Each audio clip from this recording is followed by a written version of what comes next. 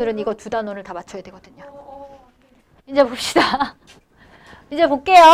우리 오늘은 원자 내부의 구조와 그 구조가 어떻게 나오게 됐는지, 근데 그거를 화학에서 배울 때는 원자 내부에 있는 입자들이 발견되는 순서나 걔네들이 어떠한 과정을 통해서 발견이 됐어, 이 관점으로 배웠다면, 물리에서는 그 원자 내부에 있는 입자들이 발견이 된 거는 중요하지 않아. 그냥 발견은 이렇게 됐어. 근데 그 입자들이 어떤 형태로 존재하는지, 어떤 힘에 의해서 존재가 될 수밖에 없는지, 이러한 힘이나 존재하는 과정, 이런 것들에 대해서 이제 그런 관점으로 배우게 된다고 보시면 돼요.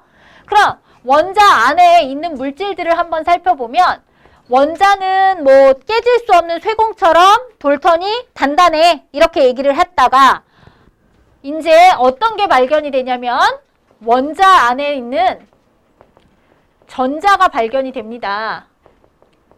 이 전자가 누구에 의해서 발견이 되냐면 톰슨이라고 하는 아저씨에 의해서 발견이 됩니다. 과학자. 그럼 톰슨은 전자를 발견해서 원자가 어떠한 형태라고 생각을 했냐면, 원자 자체가 전체적으로 플러스야. 원자는 다 플러스야. 근데 원자는 항상 뭘 이루어야 하지? 중성을 이루어야 되지. 그럼 플러스가 중성이 되려면 뭐가 필요하겠어? 마이너스. 그 마이너스가 뭐가 되는 거야? 이렇게 전자가 되는 거야. 됐습니까? 됐습니까? 이러한 전자가 콕콕콕콕 박혀있는 구조야 라고 하면서 요 전자를 발견한 게 톰슨이 되는 거야. 이 톰슨은 이 전자를 어떻게 발견했느냐? 음극선 실험을 통해서 발견을 했습니다. 음극선이라고 하는 건 뭐냐면, 음극이 뭐야? 마이너스 극이야. 이거 빛선자야. 마이너스 극에서 나오는 빛이라는 뜻이야. 이해갔니? 그럼 어떻게 했느냐? 진공으로 된 유리 진공관이 있어요. 방전관에 아주 높은 한 막 몇만 볼트를 이렇게 전압을 딱 걸어줄 수 있는 곳이야. 거기에다가 몇만 볼트에 이렇게 전압을 걸 수 있는 전원장치를 연결하고요. 요 마이너스 극에다가 아주 얇은 금속 박을 연결을 합니다. 그러면 높은 전압을 딱 걸어줬잖아? 걸어줬더니 이 마이너스 금속 박으로부터 이렇게 빛이 하나 나오게 되는 거야. 그럼 마이너스 극에서 나왔지? 그래서 이거를 음극선이야, 이렇게 표현을 한 거야. 그럼 음극선이 어떻게 이루어져 있어? 이걸 알고 싶었던 거지. 그래서 이 사람은 실험을 해. 어떻게 하느냐? 여기 뒤에다가 스크린을 깔고 여기에다가 이렇게 장애물을 놔. 그랬더니 음극선이 이렇게 지나가고 나서 봤더니 이 뒤에 스크린에 이렇게 장애물 모양의 뭐가 생겼어? 그림자가 생겨 있는 것을 볼 수 있었어. 그림자가 항상 왜 생겨? 빛이 나를 통과하면 그림자가 생길 필요가 있어? 없죠. 그림자가 나를 통과 못했기 때문에 생기는 거지. 그러면 통과를 못했다는 건 뭐야? 빛은 휘어져서는 갈 수 있어, 없어? 없다는 거지. 그림자가 생성되는 것을 통해서 음극선은 직진성을 갖고 있어. 이러한 것을 알 수 있었다는 얘기야. 아시겠어? 다음 두 번째, 이 장애물을 떼버리고 여기에다가 이렇게 바람개비를 하나 놨어. 그랬더니 이 바람개비가 회전을 하더래. 여러분들 앞에서 배운 사람 못 배웠지만 다른 친구는 다 배웠어. 운동량, 충격량에서 운동량 보존. 충돌 전의 운동량과 충돌 후의 운동량은 항상 어때야 돼? 같아야 돼. 배웠어, 안 배웠어? 배웠지? 그러면 음극선이라는 애가 지금 이 바람개비는 운동량이 얼만 거야? 0이잖아. 멈춰 있으니까. 근데 음극선이 지나가면서 얘를 꽝 때렸단 말이야. 그랬더니 얘가 휘리릭 하고 돌아갔대. 운동량이 생겼죠. 그러면 이 음극선 자체도 뭘 지니고 있어야 돼? 운동량을 가지고 있어야 된다는 얘기야. 운동량 어떻게 구해? 운동량 어떻게 구해? 질량에다가 속도를 곱하잖아. 그쵸? 그러면 바람개비가 회전한다는 건 음극선도 뭘 가지고 있다? 운동량을 지니고 있다는 거야. 그러므로 질량과 속도가 있다는 거지. 당연히 휘리릭 갔으니까 속도는 있을 거 아니야? 그러면 이 음극선은 무엇을 갖고 있다? 질량을 갖고 있는 알갱이, 입자성을 가지고 있다. 충돌을 했으니까 입자성이 있다는 걸 알 수 있는 거야. 알갱이라는 거. 다음에 세 번째, 가장 쉬운 방법으로 외부에다가 이렇게 전기장을 중간에 걸어버렸어. 그랬더니 이 외부 전기장에 의해서 이 음극선이 휘리릭 하고 무슨 극으로 가더래? 플러스 극으로 이동을 하더래. 그럼 플러스 극으로 왜 갔겠어? 마이너스니까 갔겠지. 그래서 얘는 마이너스 전하를 지니고 있어. 이렇게 설명을 한 거야. 그러면 음극선의 정체는 마이너스 전기를 띠고 있는데 질량도 있는 알갱이라는 얘기지. 그리고 걔는 항상 뭘 통과해 못하고 직진하는 애야. 이러한 특징을 갖는 이 아이들을 이 사람이 뭐라고 한 거야? 전자라고 하고 그 전자가 이러한 모양으로 존재해 라고 얘기를 해주게 되는 거죠. 아시겠습니까? 어디서 들어봤던 기억 조금 나지? 안 나? 큰일 났네. 아무튼 이런 거야. 그 다음에 이 전자가 발견된 이후에 이제 과학자들은 또 다른 알갱이들이 있을 것 같으니까 이제 연구를 계속 하겠죠. 연구를 하다가 누가 나오느냐? 원자 핵이 나와. 원자 핵을 발견하게 돼. 누가? 러더퍼드가. 이 러더퍼드는 원자 핵을 어떻게 발견을 하게 됐느냐? 알파 입자 산란 실험이라는 걸 통해서 발견을 하게 돼. 그러면 알파 입자가 뭐예요, 선생님? 헬륨이라는 원소 아시죠? 헬륨엔 양성자도 있고 원자 핵도 있고 뭐도 있어. 전자도 있죠. 그 전자를 다 빼버린 거야. 빼버리면 플러스 전기만 띠는 애들이 되거든요. 그 헬륨 핵을 우리가 알파 입자, 헬륨에 플러스 전기를 띤 입자들을 우리가 알파 입자라고 했던 거야.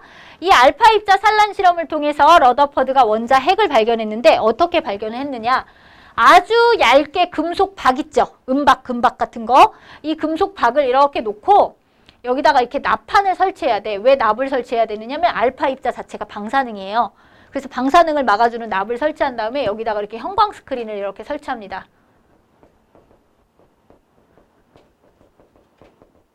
그러면 여기 이렇게 원자들이 빽빽하게 이 금박에 이렇게 다 있을 거 아니야. 이겼어? 근데 이 러더퍼드는 톰슨의 모양이 저런 모양으로 맞다. 원자 자체가 플러스를 띠고 있고 전자가 마이너스 전하를 띈다면 알파 입자 자체가 굉장히 무거운 물질이거든요. 상대적으로. 그렇기 때문에 알파 입자를 쏘면 대부분 다 이렇게 뚫고 갈 거다. 그럼 알파 입자가 한 1000개 쏘면 뚫고 가면 여기에 도착하겠지.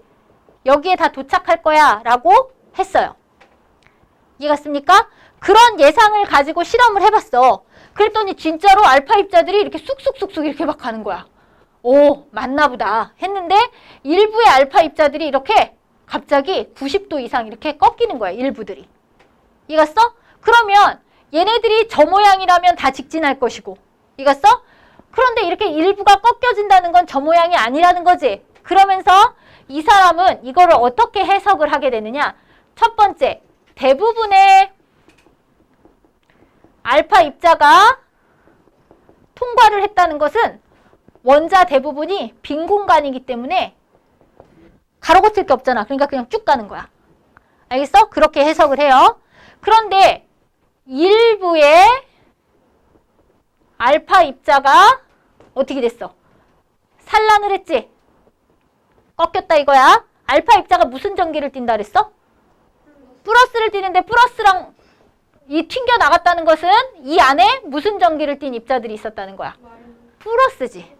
마이너스 가서 붙어버리면 끝나잖아요. 플러스니까 이렇게 튕겨서 나갔다는 거예요. 반발에 의해서. 이해갔습니까? 그래서 일부의 알파 입자가 산란되는 건 내부에 플러스 전하의 입자가 존재한다는 거지. 근데 이제 얘에 대해서도 조금 해석을 해야 돼. 얘가 겁나 크면 대부분 다 부딪혀서 나가겠지. 근데 아주 일부만, 아주 극히 소량의 일부만 나갔어. 그러면 대부분 빈 공간인 게 맞는 거고 거기에 빈 애들 중에 여기 플러스가 이렇게 있으면 운 나쁘게 걔랑 부딪히면 튕기는 거 아니야. 그치? 그럼 얘는 크기가 컸을까? 아주 작았을까? 작다는 거지. 그 플러스 전하의 입자는 크기가 매우 작아. 이렇게 되는 거야. 알겠습니까? 크기가 매우 작아. 이해갔니? 다음에 그 다음에 또 하나는 뭐냐면 크기가 작은데 예를 들어서 자동차가 이렇게 부딪혔어. 이런 거 하면 안 되지만. 근데 되게 소형차랑 덤프트럭이랑 부딪혔어. 누가 튕겨 나오니? 그치? 그러면 누가 튕겨 나왔어? 알파 입자가 튕겨 나왔지? 그러면 그 안에 있는 플러스는 알파 입자보다 무겁다는 거, 가볍다는 거? 무겁다는 거. 그래서 저 알파 입자도 상대적으로 되게 무거운 입자거든요. 그래서 이 플러스 전하의 입자의 크기는 매우 작지만 질량은 매우 뭐하다? 크다. 이렇게 얘기를 한 거야. 알겠어? 이것을 이 사람이 뭐라고 했다? 원자, 핵. 이렇게 얘기했다. 이거야. 잠깐만. 이거 이해하셨어요? 이거 이해하셨어요? 이해하셨어요? 그래서 이 사람이 어떻게 했느냐? 원자가 있고 원자 핵 주변에 이렇게 전자들이 있어. 근데 원자 핵이 플러스면 전자가 마이너스지? 서로 좋아하니까 막 끌고 올 거 아니야. 그럼 플러스하고 마이너스가 꽝 하고 뭐 할 수 있어? 부딪힐 수 있지? 이렇게 부딪혀버리면 어떻게 되겠어? 원자가 폭발하는 거지. 원자 폭발되는겨. 그거 안 될 거 아니야. 안정성을 설명해야 되겠지? 그럼 원자 핵과 전자는 부딪혀야 돼? 안 부딪혀야 돼? 안 부딪히려면 얘네들이 끊임없이 뭐 할 수밖에 없어? 운동하고 있다. 이 운동에 의한 원심력이 생기면서 끌려가지 않을 거다. 이거야. 이해갔어? 그래서 원자 핵 주변을 전자가 원운동하고 있어. 이런 식으로 설명을 해주게 되는 거지. 이해갔어? 그러면 여기서 원자 내부에 원자 핵과 전자가 있을 수 있잖아? 그럼 얘네들이 일정한 간격을 유지하면서 이렇게 돌 수 있는 이유를 설명을 하려고 하는 거야. 그러면 첫 번째, 이 원자 안에 있는 원자 핵과 전자는 서로 좋아하는 플러스 마이너스가 서로 좋아할 때 잡아당기는 힘이 있지. 그걸 우리가 뭐라고 해? 전기력이라고 하는 거야. 원자 핵에 있는 원자 핵과 전자 사이에는 뭐가 작용할 것이다? 전기력. 전기력이라고 하는 것은 플러스나 마이너스처럼 전하를 갖는 입자가 서로 당기거나 미는 힘이 생기는데 이걸 전기력 이렇게 부르게 되는 거야. 알겠어? 그러면 이때 전기력의 첫 번째 종류에는 두 가지가 있지. 같은 전하끼리는 서로 밀겠지. 뿔뿔 밀어. 마마 밀어. 그렇게 밀 거 아니야? 이런 걸 우리가 뭐라고 해? 청력. 뿔만은 이런 힘이 작용할 거다. 이거야. 아시겠어? 다음에 두 번째. 이 전기력의 크기를 구해야 되는데 이렇게 플러스 Q, 마이너스 Q가 선생님은 지금 인력을 작동시킬 거야. 알겠어? 그럼 서로 잡아당기겠지? A가 B를 당기면 B도 A를 당겨. 이런 힘을 뭐라고 한다 그랬지? 작용? 반작용의 상호작용을 하고 있는 거야. 근데 인력이야. 서로 잡아당기는. 이 인력의 크기를 쿨롱의 힘에 의해서 나타낼 수 있거든? 이겼어? 어떻게? F는 K 상수 거리의 제곱에 비례하고 전하량의 곱에는 비례한다. 거리의 제곱에 반비례하고 전하량의 곱에 비례한다. 알겠어? 전하량의 곱이 크면 클수록 전기력의 크기는 어떻다? 커진다. 이렇게 되는 거야. 아시겠어? 이거 이해 갔어? 이해 갔어? 이런 걸 우리는 쿨롱의 힘이라고 표현을 하게 됩니다. 알겠어? 상수 같은 거 외울 필요 있다 없다? 없다. 알겠습니까? 그러면 거기 139쪽에 보시면 전자와 원자 사이에 작용하는 전기력은 전자는 마이너스를 띠고 원자 핵은 플러스를 띠기 때문에 서로 당기는 인력이 작용하고 있어. 근데 러더퍼드는 전기력에 의해 전자가 원자 핵 주위를 빠르게 원운동하고 있기 때문에 우리가 어떤 물체들을 원운동 시킬 수 있는 힘을 우리가 뭐라고 하지? 구심력이라고 하거든요. 이렇게 줄이 이렇게 있으면 여기다가 이렇게 줄 넣은 다음에 이렇게 막 이렇게 돌릴 수 있잖아요. 이해갔어? 그 줄에 걸리는 그 힘이 구심력이야. 원운동 시키는 힘. 그 원운동을 원자 핵이 전자를 잡아당기는 힘, 얘가 얘를 잡아당기는 이 전기력 있지. 이 전기력이 작동하기 때문에 그게 구심력으로서 작용해서 전자들이 굉장히 빠른 속도로 돌고 있다. 이렇게 얘기를 하는 거야. 알겠어? 그럼 저 안에 중력도 있거든? 중력도 있으니까 이 원자 핵 쪽으로 이렇게 끌려오는 중력도 존재를 하지만 저렇게 빠른 속도로 움직이게 하는 전기력에 의해서 얘네들이 끌려와 안 끌려와? 안 끌려오는 것을 유지하면서 일정한 궤도를 원운동할 수 있다. 이렇게 얘기를 하는 거야. 이해갔어? 그러면 원자 안에서 전자들이 속박되어 있어. 어떻게 속박되어 있느냐? 원자 핵의 전기력에 의해서 속박이 되어 있다. 이 뜻이야. 속박이라는 것은 원자 핵을 못 벗어난다는 얘기야. 그래서 그 궤도에 의해서 이렇게 계속해서 끊임없이 원운동을 하고 있더라. 라고 하는 거야. 그래서 러더퍼드에 의하면 원자 핵 속에 원자 속에 원자핵과 전자가 존재할 수 있는 이유는 원자핵과 전자 사이에 그 전기력에 의해서 그 전기력으로 뭐해? 잡아당기고 있다 그랬지?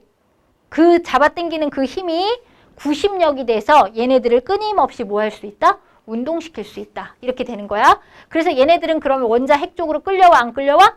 안 끌려와. 안 끌려오기 때문에 일정한 궤도를 유지시킬 수 있는 것이다. 이렇게 설명을 하는 겁니다. 아시겠습니까? 여러분들 지금 한 10분 정도 드릴 테니까 필요한 거 있으면 정리하시고 140쪽, 141쪽 풀어보도록 하겠습니다. 13번을 보면 전하량이 각각 마이너스 Q 플러스 2Q, Q인 세 전하가 A, B, C상에 고정되어 있다라고 했거든요. 여기서 보시면 A는 마이너스 Q야. 맞아요? B는요? 2Q야. C는요? Q. 이래. 그러면 이때 A, B, C가 받는 힘의 크기를 각각 A, B, C라고 했을 때 그 대소관계를 찾으라 그랬거든요. 그럼 잘 보세요. 이 A는 B하고도 힘을 받고 C하고도 힘을 받아. 근데 거리가 다 똑같아. 얘가 써? 그럼 전기력 F는 어떻게 구할 수 있다 그랬어? K에 R 제곱분의 Q1, Q2 이거라 그랬어. 그러면 예를 들어서 A하고 B는 서로 뭐 할까? 이렇게 당기는 힘이 작용하겠죠? 이겼어? 그 힘의 크기는 FAB라고 할 거거든? 이거는 K에 어차피 상수는 똑같으니까 R제곱분의 2Q제곱 이거를 우리가 F라고 하자. 이거야. 됐어? 왜 K 그냥 빼버렸어? 상수니까. 되셨죠? 그 다음에 A는 C하고도 뭐 할 수 있어? 힘이 작용할 수 있지? A가 C하고 작용하는 힘도 뭐가 작용해? 이렇게. 인력이 작용하겠죠? 그러면 FAC 이것도 할 거야. 얘는 얼마니? 거리가 2배 더 멀리 떨어져 있지? 그러면 2R의 제곱이니까 4R 제곱분의 Q제곱 이거죠? 그럼 이거보다 이거는 힘이 커 작아? R제곱분의 Q제곱이 2분의 F잖아. 그러니까 얘는 8분의 1 F 이렇게 놓을 수 있겠지? 그러면 A가 받는 힘은 결과적으로 FA는 같은 방향이니까 두 개를 뭐 해야 돼? 더해야 되겠지? 그럼 어떻게 되니? 8분의 9 F 이렇게 될 거야. 알겠어? 다음에 B하고 C도 뭐 할까? 작용하는 힘이 있겠지? 서로 땡길까 밀까? 밀어요. 어떻게 밀어요? 이렇게 밀어요. 알겠어? 그러면 B가 받은 R자 힘은 FAB랑 FBC를 뭐 해야 돼? 더하면 되는 거야. FAB는 그대로 얼마였어? 그냥 F라고 하자 그랬어.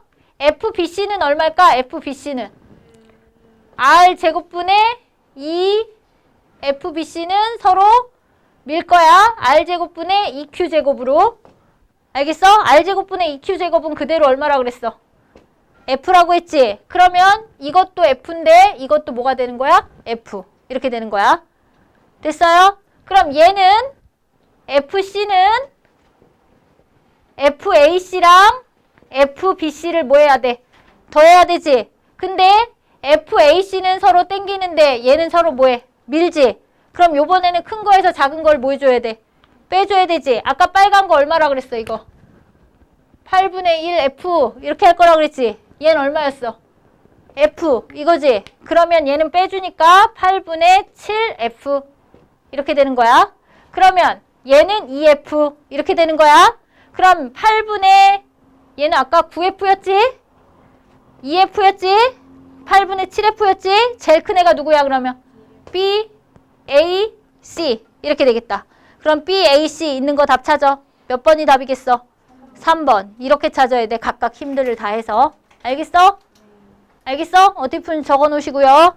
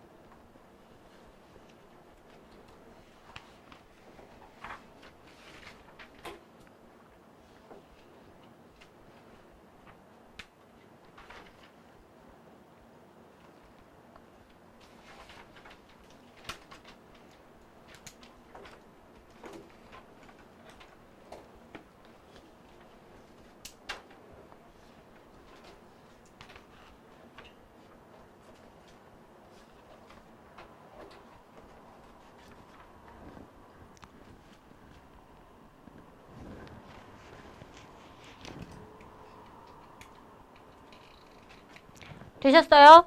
이제 14번을 볼게요. 14번은 A점에 플러스 전하를 고정해서 놨는데 B라는 지점, 거리 D만큼 떨어진 지점에다가 B라는 공을 넣은 거야. 그랬더니 B라는 공이 어떻게 됐대? 어떻게 멀어졌대?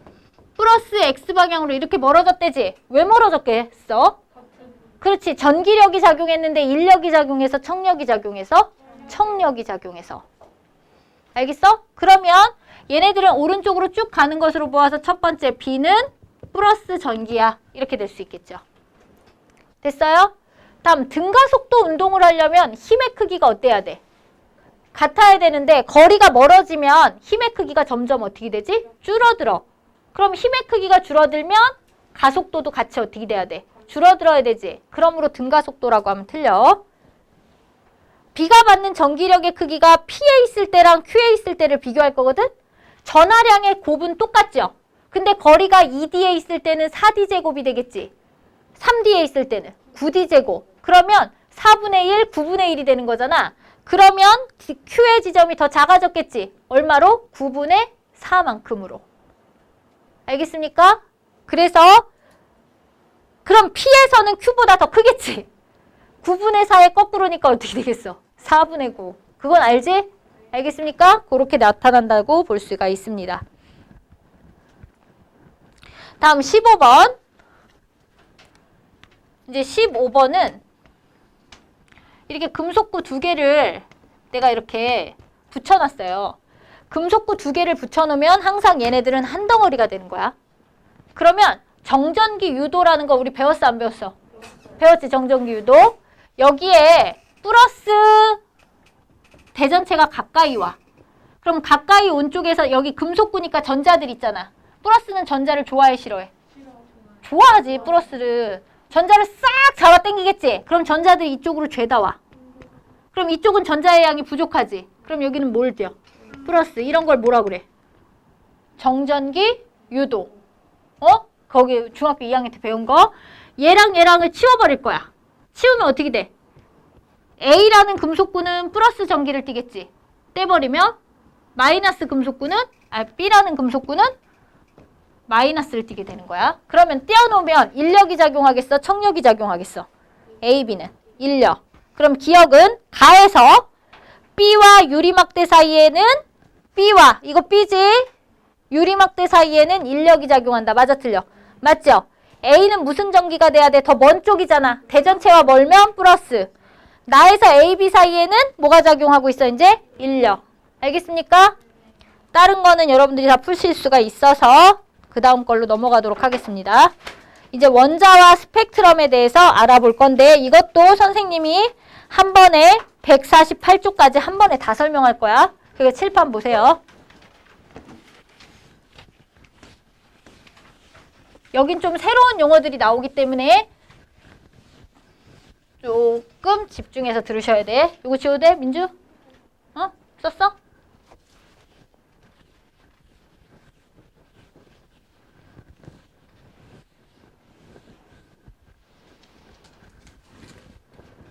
오늘 요번 주는 다음 주에 안 오니까 숙제를 좀 많이 내도록 하겠습니다. 뭐 내실 거예요? 프린트 또 낼 거예요. 체크하고. 다음 주에 안 오잖아. 근데 이게 그나마 나왔을 때. 일단은 저희는 이미 때웠잖아요.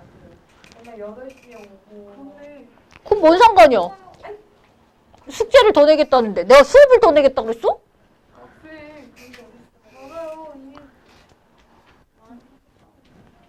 저희 바빠요, 쌤. 나도 바빠. 여기 안 바쁜 애들 니네 둘밖에 없어. 얘네 더 바빠. 제가 더 어이가 없네. 야, 진정 바쁜 애들은 고수들 진정 바쁜 애들은 가만히 있는데 안 바쁜 니네 둘만 찡찡찡찡찡찡. 니네 찡찡거리기만 해봐 아주. 니네 자리 바꿀 거야 그러면. 자기가 수진이 반으로 보내버려. 뭐? 니다가. 자리를 바꿔버릴 거야. 그 반에 수진이 친구들이 쫙 와가지고 그 수진이가 가오가 이제 딱 사라져. 옛날에 수진이가 이렇게 공부만 했거든. 근데 요즘에 수진이 친구가 딱 왔어. 한 2명인가 3명이 왔어. 딱 오더니 수진이가 이제 아니 떠들진 않아. 막 아는 척 한다기보다 뭘 질문을 했을 때 니네는 이제 꿀먹은 벙어리잖아. 니네는 다. 보통 애들이 다 꿀먹은 벙어리로 있고 수진이가 꿀먹은 벙어리였거든. 근데 저번 주부터 얘가 빠지면서 이제 얘가 이쪽으로 옮기면서 거기 T1한 자리에 이렇게 애들을 앉혔거든요. 근데 수진이가 염색체요. DNA요. 유전자요. 근데 좀 틀리긴 틀려. 그래서 아니라고 했잖아. 막 이러면서 그랬나? 막 이러면서 하는데 굉장히 자신감 있게 이렇게 프렌드들이 딱 있으니까 수진아 친구들이 있으니까 너가 너무 이렇게 좀 높아지는데 그랬더니 자신감이 생기네요 선생님 그러더라고. 친구가 있어야 돼 친구가. 제가 여기 온다고 했을 때 수진이가 전에 쌍욕했었어요. 뭐라고? 너 왜 놔두고 가냐고. 너 나 배신 때리냐고. 나그 이상한 친구를 왜 두고 가냐고. 맞아요. 수진이 저기 레벨업인데 거기서. 근데 여기 와. 왜냐면 걔네가 딱 오고 나서부터 수진이가 조용하고 뭐 다른 여자애들 몇 명이 있거든요. 걔네들이 되게 시끄러웠어요. 근데 왔는데 이게 저번 주에는 이게 역전이 돼가지고 다른 여자애들 그거 있잖아. 몇 명 이렇게 얘기하는 애들인데 걔네들이 조용히 문제만 풀어. 얘네들이 딱 하면서 선생님 너무 많이 나가는 거 아니에요? 아니야. 우리 이렇게 나갔어. 그냥 나가. 진짜. 얘네들은 말을 막 해. 그래서 수진이 가오 딱 잡고 가운데서 하하하하 하면서 수진이 세지고 얘네들은 조용히 이렇게 공부하고 역전이 됐어. 예, 관전 재미가 있어 내가. 요번 주는 또 어떠한 관전 재미가 있을지 그 반에 들어가는 게 설레. 저번 주부터 내가 설레기 시작했어. 이번에는요? 응? 이번은 어때요? 이반은 네. 니네 둘만 떠들잖아. 저 안 떠드는데요. 얘네들은 원래 안 떠들었어. 왜요? 진짜야. 이름이 뭔지 면서 얘네들은 공부하는 재미. 그렇다고 공부를 되게 열심히 하진 않아. 그렇구나. 그렇다고 공부만 하는 애들은 아니야, 얘네들. 그쵸. 그치? 맞잖아. 공부를 막 엄청 열심히 하진 않아. 근데, 시키는 거는 해. 군소리를 하지 않아. 군소리를 하지 않아. 그게 차이점이 얘네는 군소리를 하면서 해. 얘네들은 군소리를 하지 않아. 그 차이가 있지. 그치? 민주야, 맞지? 누구는 말해주셔야죠. 얘네들도 속마음으로는 저랑 같은 생각을 하고 있을 거예요. 근데 그걸 표현하진 않아, 나한테. 제가 대신 표현해. 그러니까 표현하지 마. 이번에 그 분위기는 표현 안 하는 분위기인데 네가 와가지고 표현을 하면 내가 너 피곤하지. 근데 수진이 반은 왜 늘려서 수업 안 해요? 수진이 반은 연장 수업 안 해요? 왜? 연장 수업 할 필요가 없으니까 걔는 안 쉬었잖아. 토요일 반이구나. 걔는 한 번도 안 쉬었는데? 그 애들이 하는 말이 선생님은 왜 휴가를 가도 월요일부터 금요일까지만 가냐는데? 나 주말에 수업이 너무 많아가지고요. 주말을 하루 빼잖아요? 그거 보강하는 게 너무 힘들어가지고 나는 휴가를 잡아도 절대 토요일을 잡지 않아요. 절대. 일요일은 쉬어도 토요일은 절대 쉬지 않아요. 너무 피곤해. 그날 빠지면 너무 피곤해. 그래서 요번 추석인가요? 추석 빨간 날이 토, 일, 월, 화, 수인가? 그렇잖아요. 우리 학원 고등부 선생님들은 시험 대비하는 게 너무 힘들어가지고 토요일, 일요일 다 수업하신다고 하더라고요. 나도 토요일 수업해요. 토요일 수업한다고요? 네. 잠깐만. 아이디 부활한다. 우리 19일부터 쉰대요. 19일부터 이제 쉬는 걸로 했는데 나는 19일부터 쉰다 그랬거든요. 남편쌤도 그냥 수업하신다고요? 네. 다. 우리. 다요? 네. 어떻게 그래요? 왜냐면 어차피 한 번 안 하면 보강하는 게 너무 힘들기 때문에요. 우리는 그런 걸 싫어해요. 그럼 우리를 휴가를 잡아도 다 평일에 잡잖아. 계산을 해가지고 평일에. 정말 훌륭하지 않습니까? 토요일 날 나오시는 거예요. 아시겠죠? 좋겠다.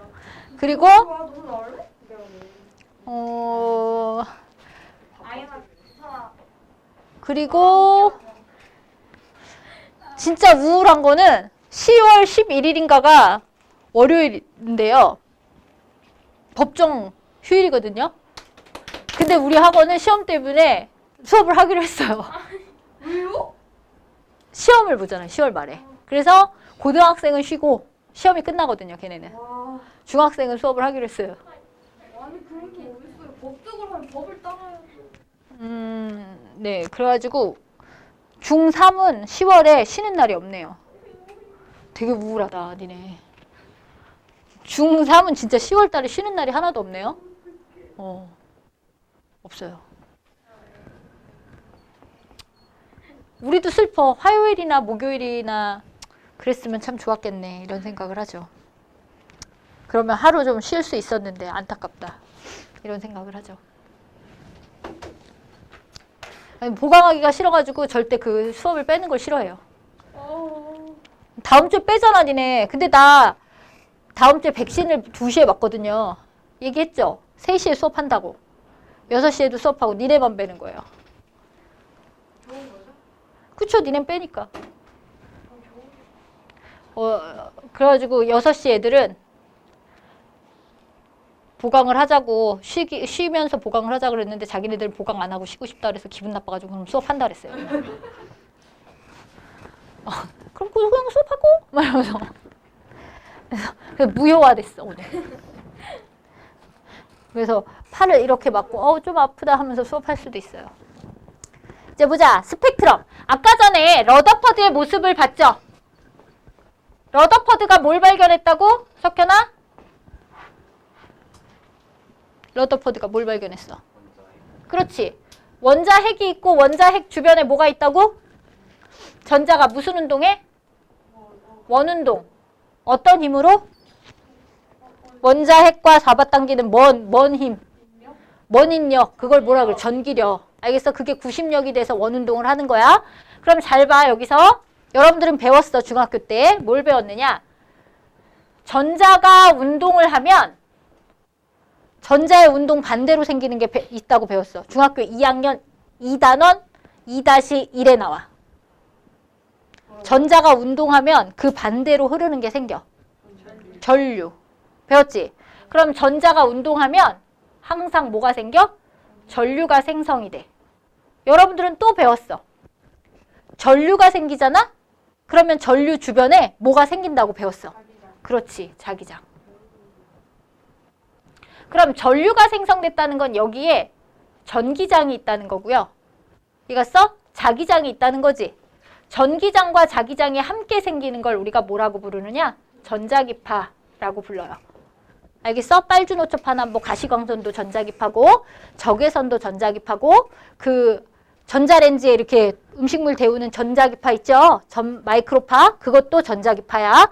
이러한 전자기파가 작동을 하고 있다. 이 얘기야. 이겼어? 그러면 이 전자기파는 일종의 뭐냐? 에너지야. 우리 앞에서 에너지 보존 법칙 배웠지? 연력학체 1법칙, 에너지 보존 법칙. 에너지의 총량은 같아. 형태가 달라질 뿐. 이해갔어? 그러면 전자가 운동하고 있으면 무슨 에너지가 있는 거야? 역학적 에너지가 있는 거지. 일명 운동 에너지. 됐어? 근데 그게 전자기파라는 무슨 에너지로 전환되는 거야? 파동 에너지로 전환돼야 되지. 그러면 운동 에너지의 값은 점점 줄어들겠지. 그럼 운동을 잘하겠어? 못하겠어? 못하겠지. 그럼 전자들이 계속해서 똑같은 궤도를 이렇게 빙글빙글 운동할 수 있어? 없어? 없지. 얘가 운동을 못할 거 아니야. 속도가 줄어들으니까.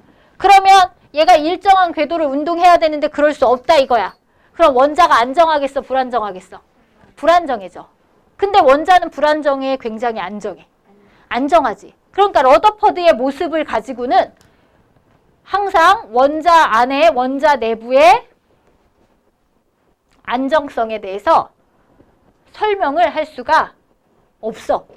뿐만 아니라 이 파동 에너지가 연속적 에너지로 발생을 하겠지. 즉 무슨 얘기냐면 파동 에너지가 역학적 에너지가 100이었다 99가 됐으면 파동 에너지는 얼마가 되겠어? 1이 되겠지. 역학적 에너지가 98이 되면 파동 에너지는 2가 되겠지. 역학적 에너지가 97이 되면 얘는 3이 되겠지. 그러면 이 전자기파의 에너지가 연속적으로 발생해야 돼.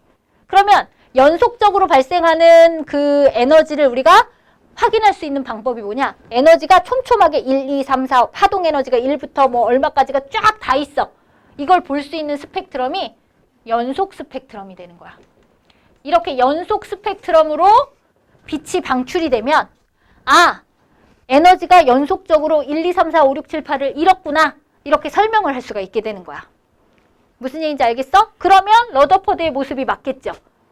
설명은 하지 못하지만 연속 스펙트럼이 나온다면 알겠습니까? 이게 나올 거라고 생각을 했는데 보어라는 사람이 이렇게 생각을 했다 이거야. 러더퍼드의 모습이 맞다면 원자들을 핵을 전자들이 이렇게 운동하면서 전자기파가 발생을 하는데 그 전자기파가 연속적인 에너지로 발생을 하면서 방출이 되겠지? 그럼 그게 연속 스펙트럼으로 나올 거야. 이렇게 생각을 했어. 그러면 그런데 어떻게 원자들을 안정하게 존재를 할 수 있지? 이렇게 하면서 그냥 사진을 찍어봤어요. 스펙트럼을. 어떤 원소를 가지고 스펙트럼을 찍었느냐? 수소라는 원소를 가지고 스펙트럼을 찍었어요. 왜냐? 수소 원소는 전자가 몇 개야? 하나야. 1번이니까. 그럼 걔는 경우의 수가 되게 간단하죠. 하나니까 하나가 나올 수 있는 에너지가 1도 있고 2도 있고 3도 있고가 다 간단하게 찍혀지게 될 거야. 그래서 수소 원소를 가지고 측정을 했어. 그리고선 빠방 결과가 나왔어. 결과값은 그러면 저 예상값하고 똑같아야 되지. 연속 스펙트럼. 근데 결과값이 어떻게 나왔느냐? 이렇게 선으로 나온 거야. 우리 선 스펙트럼 어디에서 봤어? 2학년 1학기 원소의 종류 해서 봤지. 원소들마다 지문이다. 그래서 선의 위치와 굵기와 그런 개수가 다 다르다. 이런 거 배웠어 안 배웠어? 배웠잖아. 그렇게 선 스펙트럼으로 나오는겨. 어라? 이상하네? 그럼 저 모양이 맞다는 거야? 틀리다는 거야? 틀리다는 거지 보호가. 그러면 새로운 원자 내부의 모델을 만들어야 되지. 일단 원자 핵이 있는 것도 맞지. 또 뭐가 있는 것도 맞아. 전자가 있는 것도 맞지. 근데 전자가 이렇게 빙글빙글 운동을 안 하고 그럼 다른 방법으로 운동을 뭔가를 하고 있다는 얘기가 되겠지. 이해갔어? 그래서 그 다른 내용, 즉 원자 내부에 어떤 모양으로 있는지를 설명을 하게 되는 거야. 이해갔어? 그래서 이 선 스펙트럼이 나온 결과를 설명하기 위해 보어는 원자에 대해서, 원자 내부에 대해서 가정을 합니다. 그러니까 원자 내부에 가설을 세워요. 이해갔어? 어떤 가설을 세우느냐? 첫 번째, 원자 내부는 전자가 존재하는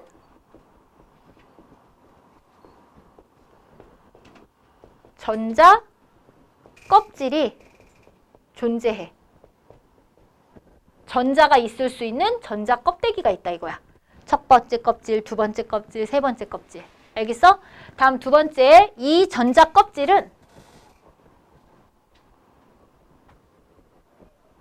양자화되어 있다. 세 글자. 양자화라는 새로운 용어가 나왔지. 양자화라는 것은 특정 에너지 값을 갖는다. 에너지 값을 갖는다 이거야. 알겠어?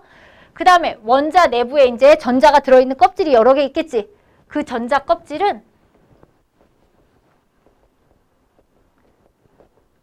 불연속적 에너지 궤도, 에너지 껍질이다. 불연속적이다. 불연속이라는 건 뭐야? 에너지가 이렇게 일정하게 이렇게 늘어나는 게 아니라는 얘기야. 알겠어? 다음에 각 껍질이 갖고 있는 이 N은 주양자수. 전자 번호야. 전자 껍질 번호. 첫 번째 있으면 1, 두 번째는 2 이런 식으로 쓰는 거야. 각 껍질이 갖고 있는 에너지는 마이너스 N제곱분의 이게 화학에서도 나오거든요. 화학에서는 1312kJmol이라고 나와요. 근데 물리에선 단위가 바뀌어요. 뭐냐? 13.6 전자볼트. 이 전자볼트 단위로 바뀌어요. 알겠습니까? 여기는 이거를 줄로 바꾸려면 1.6 곱하기 10에 마이너스 19승 줄 이렇게 해서 계산을 해줄 수가 있어요. 알겠습니까? 이런 식으로 나타낼 수 있다. 근데 중요한 건 13.6은 어차피 상수잖아. 그러니까 n제곱에 반비례하게 되는 거야. 마이너스. 알겠습니까? 다음에 다섯 번째. 여기 봐. 그러면 원자 핵이 있으면 이 사람은 어떤 원소를 가지고 했다 그랬어? 수소 원소만 갖고 했다고 그랬어. 그러면 여기가 첫 번째 껍질이지. 연속적이라는 것은 우리가 비탈길을 올라가는 거야. 비탈길은 계속 이렇게 올라가죠. 이렇게. 그러면 비탈길은 계속해서 에너지가 이렇게 쭉쭉쭉쭉쭉 증가하는 거야. 이런 게 연속이야. 그럼 불연속은 뭐냐? 첫 번째 껍질일 때 에너지가 있어. 이거 써? 첫 번째 껍질의 에너지가 예를 들어서 마이너스 100이었다고 생각을 해봐. 그럼 두 번째 껍질에는 에너지가 있거든? 얘가 마이너스 30이었다고 세봐. 그럼 마이너스 100부터 마이너스 30까지 가려면 마이너스 99, 98, 97 이런 애가 있어야 되지. 그런 애는 없다 이거야. 불연속적. 그러면 껍질에는 에너지가 있지. 두 번째 껍질에는 에너지가 있거든? 근데 이 껍질과 껍질 사이에는 에너지가 없다 이거야. 그래서 불연속적이 되는 거야. 에너지가 이렇게 연속적으로 이렇게 증가하는 게 아니라 마이너스 100도 있고 마이너스 30도 있는데 마이너스 99부터 마이너스 31까지의 에너지는 없다 이거야. 무슨 얘기인지 알겠습니까? 이해갔어? 계단처럼 점핑 하는 거야. 알겠습니까? 이렇게 첫 번째 껍질, 그 다음에 이제 두 번째 껍질의 에너지, 세 번째 껍질의 에너지, 네 번째 껍질의 에너지, 이런 식으로 에너지가 점점 높아질 거야. 그런데 여기에서 선생님 불연속적이라고 했으니까 껍질엔 에너지가 있지.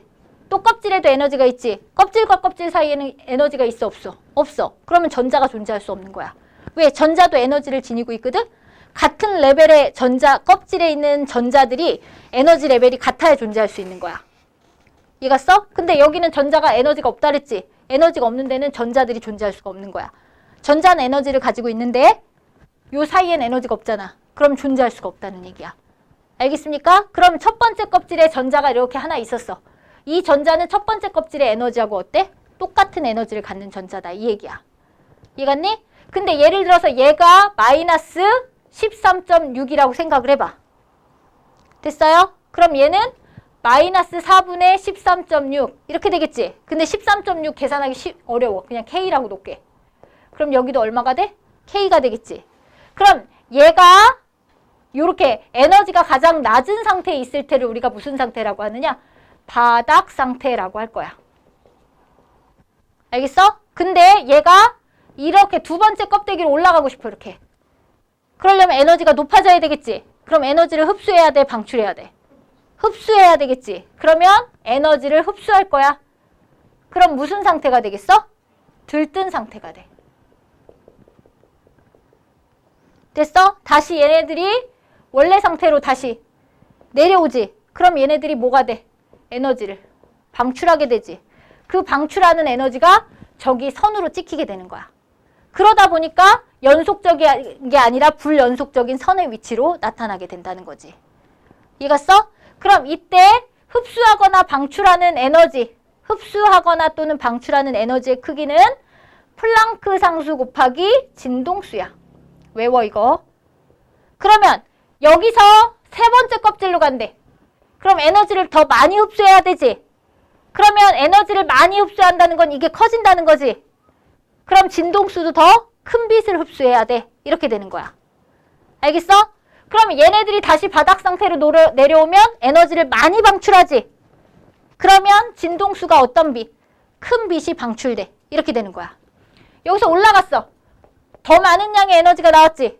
더 많은 양의 에너지를 흡수하지. 그럼 진동수가 더 큰 빛을 흡수해야 되는 거고 다시 내려올 때는 진동수가 더 큰 빛을 방출해. 이렇게 되는 거야.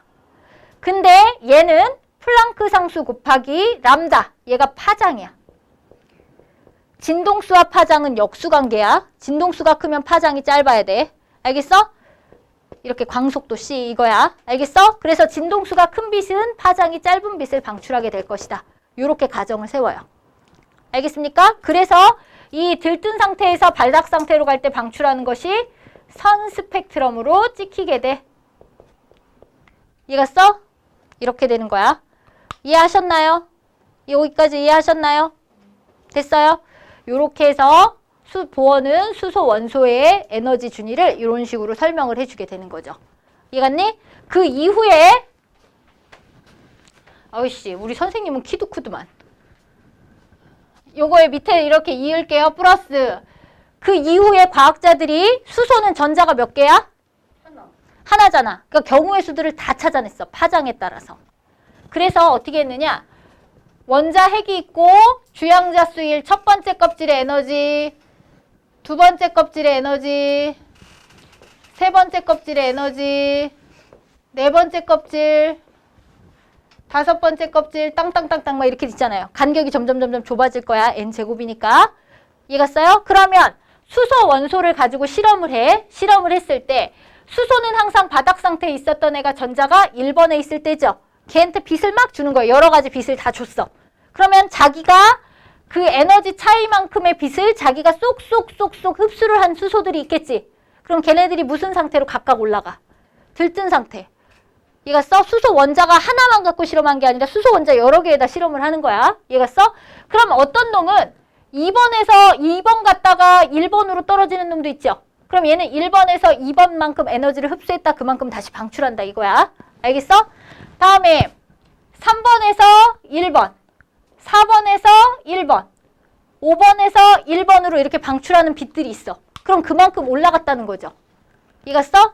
즉 N은 1에서 N은 2, 3, 4 땡땡땡 이렇게 갔다 이거야. 이해갔어? 그것은 흡수하는 것도 얘는 이렇게 가면 흡수고 거꾸로 이렇게 오면 뭐가 되는 거야? 방출이지. 가장 많은 에너지의 영역이 되는 거거든. 에너지의 크기가 가장 큰 영역, 이 영역을 우리가 라이먼 영역 이렇게 표현을 하게 돼. 그 라이먼 영역의 빛은 항상 자외선 영역이다. 이렇게 생각하면 돼. 그럼 자외선 중에서 에너지가 얘가 자외선이니까 크지? 그럼 진동수가 가장 큰 거야. 그럼 파장이 짧아요. 이렇게 얘기를 하는 거야. 이해갔어? 그럼 자외선 중에서 에너지가 제일 작은 애가 누구야? 2번에서 1번이지. 그럼 자외선 중에서 파장이 가장 긴 거는 2번에서 1번이에요. 이렇게 얘기하는 거야. 알겠어? 근데 또 다른 원자들 중에서 수소 원자 여러 개를 가지고 했으니까 세 번째로 갔다 두 번째로 내려오고 네 번째에서 두 번째, 다섯 번째에서 두 번째, 무한대에서 두 번째 이렇게 올 수 있지. 이 빨간 에너지는 까만 에너지보다 많아 적어? 적지? 그럼 파장이 조금 더 어떨까? 기름빛이 나오겠지. 에너지가 작으면 파장이 좀 더 길다고 했으니까. 알겠어? 이 영역은 얘보다 에너지가 좀 작아. 얘는 2에서 3, 4, 5 땅땅땅땅 이렇게 간다는 거야. 얘는 흡수고 내려오는 건 방출이겠지. 이때 방출하는 그 빛을 우리가 발머 계열 이렇게 표현해. 이해갔어? 이 발머 계열은 얘보다 에너지가 더 커 작아? 작죠? 그럼 진동수가 작을 것이고 파장은 길겠지. 이 빛은 보통 가시광선, 눈에 보이는 가시광선 영역이야. 이렇게 되는 거야. 그럼 가시광선 영역에서 에너지가 제일 작은 애는 누구야? 저기서. 방출하는 에너지가 제일 작은 애. 그러니까 거기서 가시광선 다 2, 3, 4에서 누구야? 3번에서 2번이야, 4번에서 2번이야, 5번에서 2번이야. 3번에서 2번이잖아. 그것은 그럼 그 가시광선 영역 중에서 파장이 가장 길다. 이거야. 가시광선의 빛이 여러 개인데 그 중에서 파장이 가장 긴 애는 에너지가 제일 작아야 되잖아. 그게 3번에서 몇 번이다? 2번이다. 이거야. 알겠어? 그럼 4번에서 2번은 그거보다 에너지가 조금 더 크겠지? 파장은 조금 더 어때? 짧겠지? 이렇게 된다 이 얘기야. 알겠어? 다음에 4번에서 3번, 5번에서 3번, 6번에서 3번 얘네들은 가장 에너지가 작지? 이해갔어? 그럼 얘는 N은 3번에서 4, 5, 6 이렇게 가는 거야. 그럼 거꾸로 갈 때는 흡수고 나올 때는 방출 이거잖아. 이 빛의 영역을 우리가 파센 계열이라고 그래. 그럼 이 빛들은 죄다 어떤 빛들이 나오느냐? 내 눈에 보이지 않는 적외선 영역의 빛들이 모두 다 나온다. 이거야. 그럼 이 적외선 영역의 빛들 중에서 여러 개잖아. 4번에서 3, 5번에서 3, 6번에서 3 다 적외선이란 말이야. 그 중에서 파장이 가장 길어야 돼. 그럼 에너지가 제일 작다는 거지? 그것도 누구야? 4번에서 3번. 이렇게 된다 이거야. 이런 걸 우리는 파센 계열이라고 부른다. 올라갈 때는 흡수고 그 영역을 내려올 때는 다시 그 영역을 뭐 하면 되는 거야? 방출하면 되는 거야. 무슨 얘기인지 알겠어? 그럼 선생님 껍질이 다른 데로 갈 때는 흡수하거나 방출하잖아요. 그럼 같은 껍질을 운동할 때는 절대 에너지를 잃어버리지 않습니다. 끊임없이 내가 100이라는 운동 에너지를 갖고 있으면 끊임없이 100인 거야. 그러면 에너지가 발생이 돼 안 돼? 안 되지. 이렇게 가시광선이든 적외선이든 그 자외선이든 빛이 방출되거나 흡수된다는 것은 다른 껍데기로 갔다 이거야. 같은 껍데기 내에서는 전자를 잃거나 흡수하거나 하지 않는다. 아시겠습니까? 됐어? 이렇게 생각하면서 보어는 새로운 원자 모형을 제시하는 거야. 원자 핵이 있지? 그럼 이렇게 양자화되어 있는 뭐가 있다는 거야, 양자화는? 에너지를 갖고 있다 그랬어. 근데 그 에너지의 값이 연속적이다, 불연속적이다? 불연속. 껍질엔 에너지가 있고 두 번째 껍질에도 에너지가 있지. 근데 껍질과 껍질 사이에는 에너지가 있다, 없다? 없다. 알겠어? 계단. 알겠습니까? 이러한 껍질 모양의 원자 내부에 전자 껍질이 있는 구조를 나타낸다. 이렇게 되는 거야. 그럼 첫 번째 껍질에 이렇게 전자가 있겠지? 이해갔어? 무조건 첫 번째 껍질부터 에너지를 다 채우는 거야. 그게 무슨 상태야? 바닥 상태야. 그 다음에 얘가 올라가면 무슨 상태가 되는 거야? 들뜬 상태. 이렇게 되는 거야. 알겠어? 물리에서는 여기 정도까지만 하고 화학에서는 이제 오비탈이 들어가게 되는 거예요. 아시겠습니까? 여기까지 이제 선생님 어디까지 설명했어? 넘겨봐. 다 했네. 다 했죠? 필요한 거 있으면 정리하세요. 정리하시고 149쪽, 151쪽까지 풀고 가도록 하겠습니다.